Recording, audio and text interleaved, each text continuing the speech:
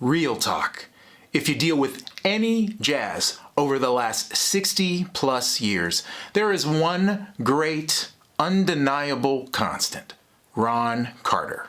There are several reasons that Mr. Carter is the most recorded person in history. His time, his tone, his note choice, among other things. He's the heavyweight champion of the walking bass line.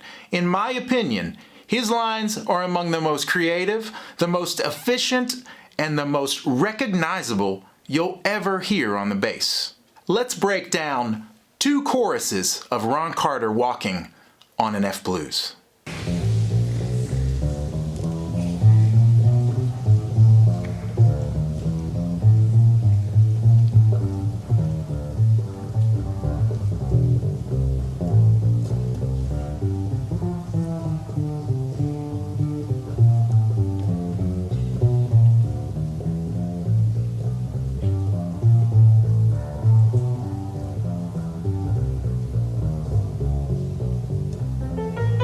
So this is from the inaugural Monk Institute concert that happened in 1986, and he's playing a duet with Herbie Hancock. This is the intro to that tune, Blue Monk.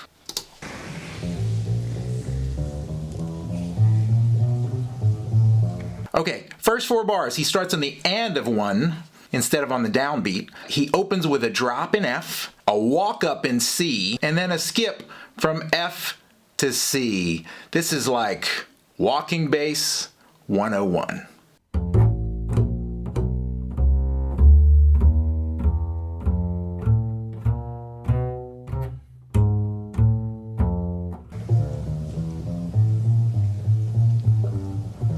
Bar 5, we get another drop in the key of B flat, but he uses the same rhythm as he uses in the first bar, that kind of and of one. So we have a theme developing throughout this chorus.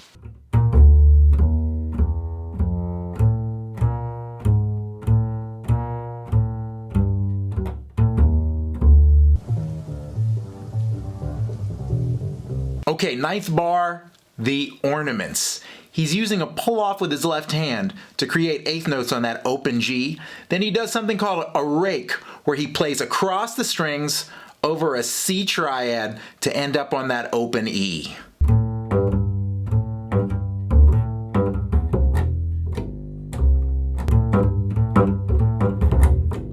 This is classic Ron Carter.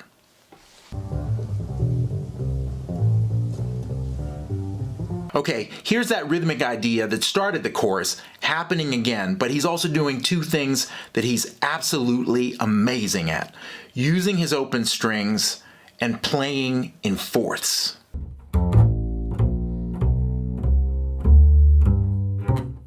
Something else to listen for is how Ron sneaks in not just eighth notes in his lines, but these short notes that are strategically placed. In the middle of these long legato passages, occasionally you'll hear a very short quarter note that's played.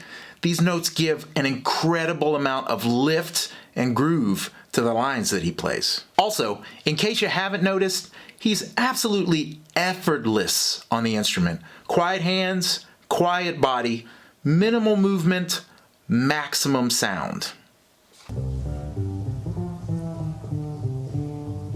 Second chorus, now his language is really starting to emerge. He descends using the bebop scale, a great choice for walking, by the way, and then we hear one of the classic Ron Carter licks.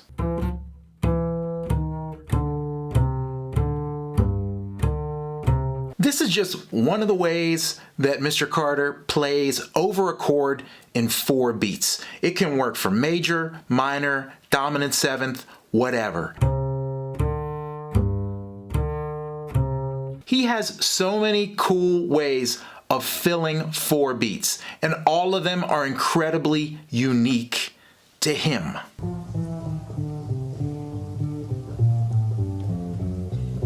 Fourth bar, he's substituting the F7 for a B7, and he gets there by moving up 1/2 step to F sharp. Brilliant.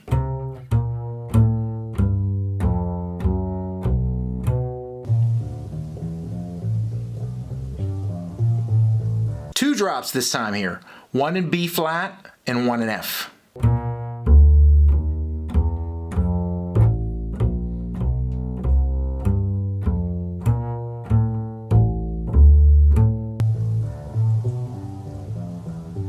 I love this part. Bar 9 of an F blues, we typically play a G minor 7. It's got a big B flat in it. Ron starts the bar on a B natural, which totally implies a G7 chord, which is a much more soulful and hip chord to play in that place. And he actually spells it in 4 beats.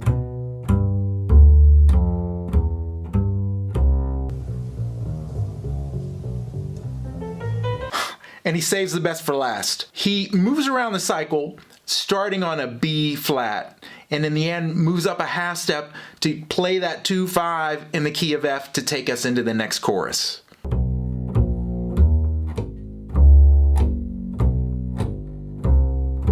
Basically, what I think he's doing is he's implying descending dominant 7th chord, so E flat 7, D flat 7, B7, and then moving up to that C7 to turn us around. It's just so clever. And you've got to love the look that he gives Herbie, which to me not only says, I'm done now, but isn't this the baddest thing you've ever heard? You want to get better at playing walking bass? Study the masters, wherever and whenever you can. In only 2 choruses, Ron Carter is displaying drops and skips, thematic development, smooth voice leading, directional walking, chord substitutions, all in his unique individual language while swinging his butt off. That, my friends, is not a master, that's the master. So my advice? Find a Ron Carter record you can connect with. You only have over 2,000 to choose from. It'll change your life. It definitely changed mine.